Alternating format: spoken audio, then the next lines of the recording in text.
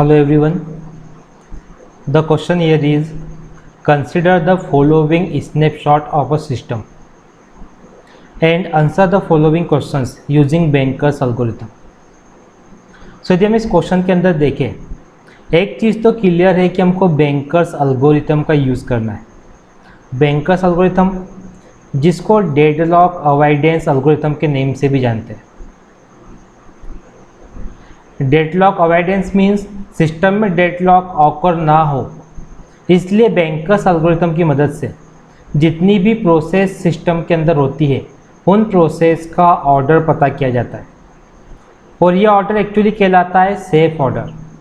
अगर इस ऑर्डर के अंदर जो बैंकर्स एल्गोरिथम देता है प्रोसेस को एग्जीक्यूट किया जाए तो डेडलॉक ऑकर नहीं होता है। सो हमको जो स्नैपशॉट दिया गया है टेबल, वहाँ पर नंबर ऑफ प्रोसेस है P0, P1, P2, P3 and P4, total 5 process है। साथ में हमको अलोकेशन दिया गया है, साथ में हमको मैक्स दिया गया है और साथ ही हमको अवेलेबल दिया गया है।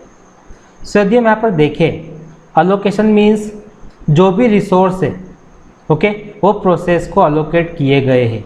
अगर मैं यहाँ पर देखूँ तो यहाँ पर 3 रिसोर्स है, resource A, resource B and resource C, और यहाँ पर क्वांटिटी लिखी गई है किस प्रोसेस को कितने रिसोर्स अलोकेट किए गए हैं। साथ ही यदि हम लोग देखें, हमको यहाँ पर मैक्स नाम का कॉलम दिया गया है। मैक्स मीन्स यहाँ पर क्या होता है, मैक्स डिमांड, जो भी प्रोसेस है उसकी रिसोर्स को लेके कितनी डिमांड है। जैसे अगर हम यहाँ पर देखें तो जो प्रोसेस P0 है उसे A कितने चाहिए, मैक्सिमम 7, B कितने चाहिए, मैक्सिमम 5, C कितने चाहिए, मैक्सिमम 3। प्रोसेस P4 को मैक्सिमम डिमांड यहाँ पर दी गई है कि ABC कितना रिक्वायर्ड है। ठीक इसी तरीके से यहाँ पर अवेलेबल नाम का कॉलम भी दिया गया है। अवेलेबल क्या बोलता है कि एक तरह की रिपोजिटरी है, मीन्स एक तरह का स्टोर रूम है। उस स्टोर रूम के अंदर जो A है वो 3 अवेलेबल है, जो B है वो भी 3 अवेलेबल है और जो C है वो 2 अवेलेबल है। अब जो अवेलेबल है इसी अवेलेबल में से हमको अलोकेट करना पड़ेगा बाकी की प्रोसेस को, ताकि इनकी डिमांड फुलफिल हो पाए। अब यदि हम देखें क्वेश्चन के अंदर हमसे पूछा गया है what is the content of the matrix need. Matrix need ये क्या है, मैक्सिमम नीड, मैक्सिमम डिमांड, और ये क्या है, अलोकेट, जितना दिया गया है। अब यहाँ पर एक कॉलम और बनेगा, उस कॉलम का नेम रहेगा नीड, और इस नीड नाम के कॉलम के अंदर हम कुछ वैल्यूज़ पुट करेंगे A, B और C की। जैसे P0 के लिए हम देखते हैं पहले, P0 को A मैक्सिमम कितना चाहिए था, 7, अलोकेट कितना हुआ है, 0। डेट मीन्स अभी भी 7 की नीड है P0 को A की। P0 को B कितना चाहिए था, मैक्सिमम 5, अलोकेट कितना हुआ है, 1, यानी अभी भी 4 की नीड है। P0 को C कितना चाहिए था, मैक्सिमम 3, अलोकेट कितना हुआ है, 0, डेट मीन्स अभी भी 3 की नीड है। अब आप लोग देखते हैं प्रोसेस P1 के लिए। अगर मैक्सिमम देखें, P1 को A मैक्सिमम चाहिए था 3 बट अलोकेट हुआ है 2, 1 की अभी भी नीड है। P1 को B मैक्सिमम चाहिए था 2, अलोकेट हुआ है 0, 2 की नीड अभी भी है। P1 को C मैक्सिमम चाहिए था 2, अलोकेट हुआ है 0, अभी भी 2 की नीड है। अब हम प्रोसेस P2 के लिए देखेंगे। P2 को A चाहिए था मैक्सिमम 9, अलोकेट हुआ है ओनली 3, अभी भी नीड है 6 की। P2 को B मैक्सिमम चाहिए था 0, अलोकेट हुआ है 0, कोई नीड नहीं है, 0 हमने पुट कर दिया। P2 को C मैक्सिमम चाहिए था 2, अलोकेट हुआ है 2, मीन्स यहाँ पर कोई नीड नहीं है, जितनी डिमांड थी उतना अलोकेट हो चुका है। Now for process P3, A कितना चाहिए था, मैक्सिमम 2, अलोकेट हुआ है 2, कोई नीड नहीं है, 0। P3 को B कितना अलोकेट हुआ है, 2, सॉरी मैक्सिमम डिमांड कितनी थी, 2, अलोकेट हुआ है 1, अभी भी 1 की नीड है। P3 को C मैक्सिमम चाहिए था 2, अलोकेट हुआ है 1, अभी भी 1 की नीड है। अब हम लोग देखेंगे प्रोसेस P4 के लिए, ए मैक्सिमम चाहिए था 2, अलोकेट हुआ है 0, नीड 4 की है। P4 को बी मैक्सिमम चाहिए था 3, अलोकेट हुआ है 0, अभी भी 3 की नीड है। P4 को सी मैक्सिमम चाहिए था 3, अलोकेट हुआ है 2, अभी भी 1 की नीड है। सो यदि मैं यहाँ पर देखूँ, क्वेश्चन नंबर 1 क्या था, what is the content of the matrix need. तो जो मैट्रिक्स हमने यहाँ पर बनाया है, इसी मैट्रिक्स को कहा जाता है matrix need. Okay, this is now not need matrix. Now यदि हम क्वेश्चन नंबर 2 देखें, तो यहाँ पर बोला गया है if a request from process P1 arrives, P1 means this one, 4102, can the request B granted immediately. ये हमको चेक करना है। सो P1 के लिए रिक्वेस्ट क्या है 102 की। अगर P1 को 102 चाहिए मीन्स, लेकिन उसके लिए हमें पहले क्या करना पड़ेगा, जो नीड है उसके बारे में देखना पड़ेगा P1 की फुलफिल हो रही है कि नहीं। ओके, अगर मैं यहाँ पर देखूँ P1 को ऑलरेडी 1 की नीड है, ए कितना चाहिए 1, बी कितना चाहिए 2, सी कितना चाहिए 2, लेकिन अवेलेबल कितना है, ए अवेलेबल है 3, बी अवेलेबल है 3 और सी अवेलेबल है 2। अब न्यू रिक्वेस्ट क्या है P1 की 102, मीन्स यहाँ पे मैंने 1 को ऐड कर दिया। अब ए कितना चाहिए, ए चाहिए 2, बी 2 + 0, बी कितना चाहिए 2। अब सी की रिक्वेस्ट कितनी आई है 2 की, ऑलरेडी सी के लिए 2 की रिक्वेस्ट थी, सो पुराना 2 + न्यू 2। अब सी को 4 की रिक्वेस्ट चाहिए। अब हमको देखना है कि फुलफिल होगी कि नहीं, 2 2 4। अगर मैं देखूँ अवेलेबल में, ए तो फुलफिल हो जाएगा, बी भी फुलफिल हो जाएगा, लेकिन जो सी है वो फुलफिल नहीं हो पाएगा, क्योंकि सी यहाँ पर 4 चाहिए P1 को, बट अवेलेबल कितने हैं ओनली 2, तो सी की डिमांड फुलफिल नहीं हो पाएगी। तो इसका आंसर क्या आएगा सेकेंड क्वेश्चन का, no, it will not be granted immediately. Now check for question number 3। Question number 3 is the system in safe state. Safe state means अगर दिए गए प्रोसेस के अंदर और दिए गए डेटा के अंदर अगर हमको प्रोसेस का ऐसा ऑर्डर मिल जाए जिससे कि सिस्टम के अंदर डेडलॉक ऑकर ना हो, तो हम लोग क्या बोलेंगे, सिस्टम हमारा सेफ स्टेट के अंदर है। तो हमें क्या करना है, इस टेबल में से प्रोसेस का वो ऑर्डर पता करना है जिससे डेडलॉक ऑकर ना हो। तो हम लोग यहाँ पर कैलकुलेट करते हैं। सबसे पहले ये पता करना पड़ेगा कि ऐसी कौन सी प्रोसेस है जिसकी नीड मीन्स ये वाली नीड दिए गए अवेलेबल से फुलफिल हो सकती है। तो अगर मैं देखूँ P0, ओके, इसकी नीड ज़्यादा है, फुलफिल नहीं कर सकते। P1 की नीड को फुलफिल कर सकते हैं क्योंकि नीड अवेलेबल से कम या इक्वल है। तो मैं यहाँ पर क्या करता हूँ, P1 को एग्जीक्यूट करता हूँ। अगर मैं P1 के लिए देखूँ, P1 को एक कितना चाहिए 1, अवेलेबल कितना है 3, तो हम एक 1 P1 को दे सकते हैं। ओके, तो मैं यहाँ पर चेंजेस कर देता हूँ। मैंने यहाँ पर एक 3 में से एक 1 निकाल दिया, ए निकाल दिया, 2 कर दिया, ठीक। और जो 1A था वो मैंने कहाँ पे दे दिया P1 को, P1 के पास 2 पहले से थे, 1 मोर आ जाएगा, अब P1 के पास में हो चुके हैं 3। अगर P1 की एक ही नीड पूरी हो चुकी है, यहाँ पर हम लोग 0 कर देंगे। अब P1 का B देखो कितना चाहिए 2, अवेलेबल कितना है 3। तो यहाँ से मैं क्या करता हूँ, 2B को ले लेता हूँ, यहाँ पर एक ही रिमेनिंग रहेगा।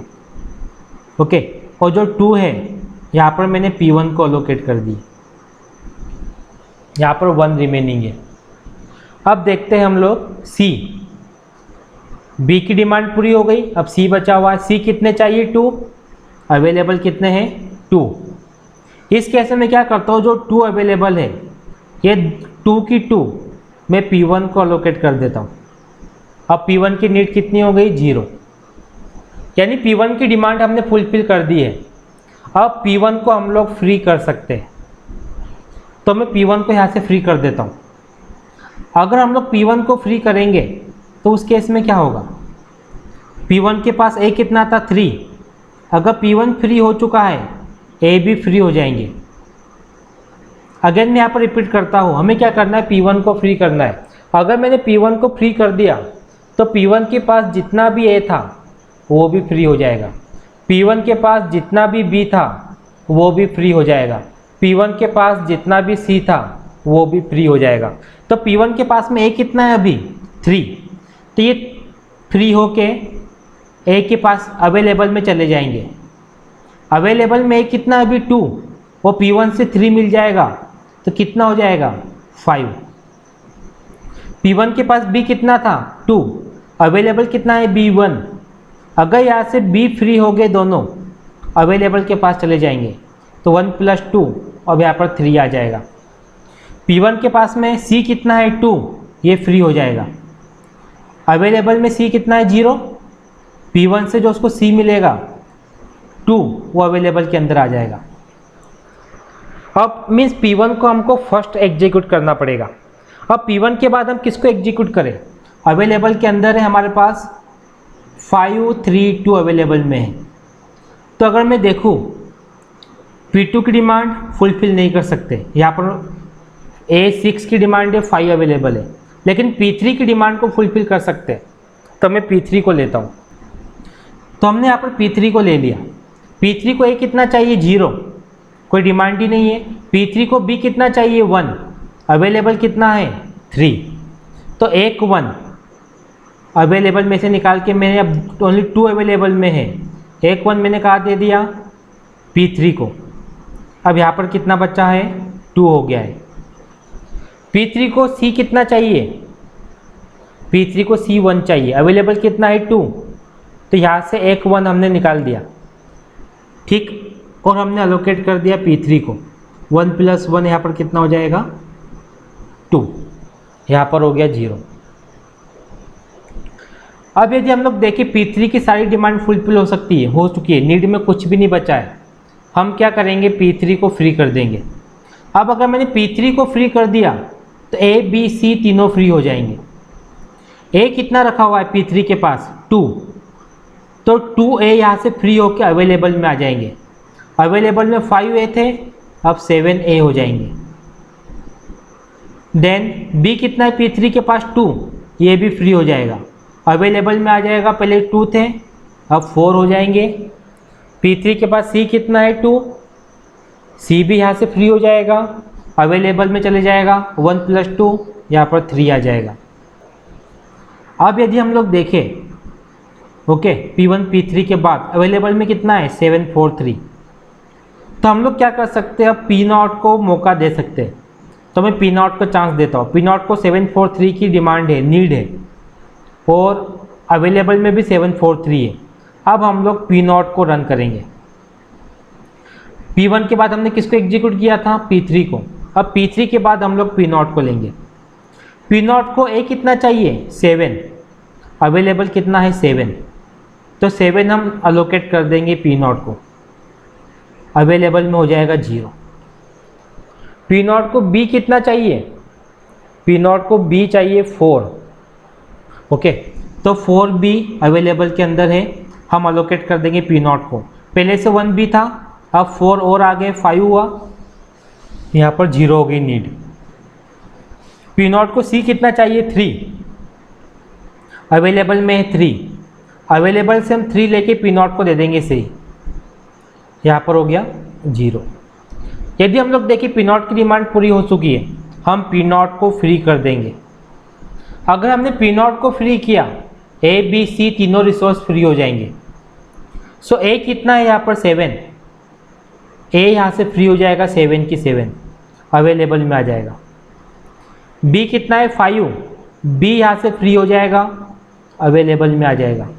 C कितना है 3, C भी यहाँ से फ्री हो जाएगा, अवेलेबल के अंदर आ जाएगा।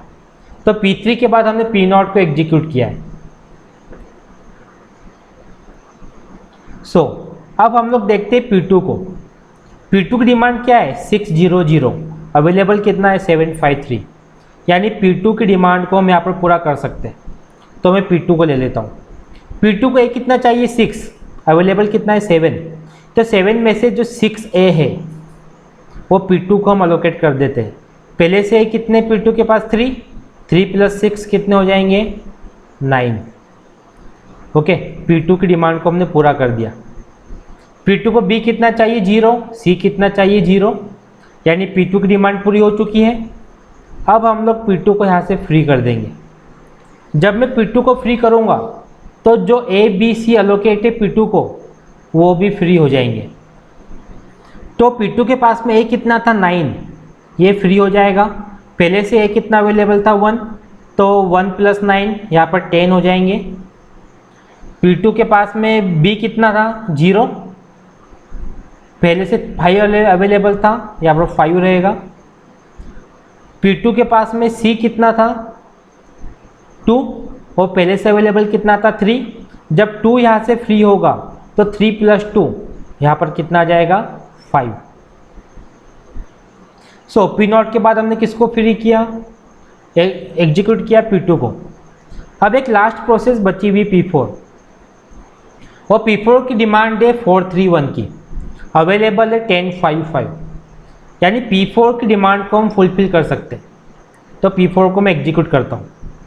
P4 को एक कितना चाहिए 4, अवेलेबल कितना है 10, तो 10 में से अगर मैं 4 दे दूँ यहाँ पर 6 रहेगा, और P4 को हमने 4 दे दिया।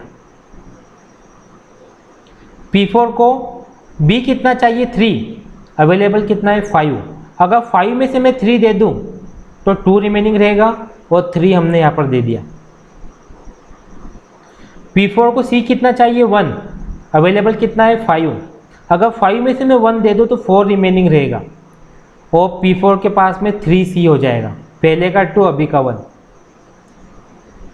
P4 की डिमांड भी हमने पूरी कर दी। लास्ट में हम किसको एग्जीक्यूट करेंगे P4 को। अब हमें बताना था सेफ ऑर्डर, तो सेफ ऑर्डर क्या बोलता है, सबसे पहले हमको P1 को एग्जीक्यूट करना है, देन P3 को एग्जीक्यूट करना है, देन P0 को, देन P2 को, देन P4 को। ये हमारा यहाँ पर आंसर है। So this was the solution for this question. यदि आपकी तरफ से कोई भी क्वेश्चन हो, कोई भी डाउट हो, कमेंट बॉक्स में लिख भेजिए। नेक्स्ट एपिसोड में आपके डाउट को, क्वेश्चन को सॉल्व करने की पूरी कोशिश करेंगे। Thank you for watching.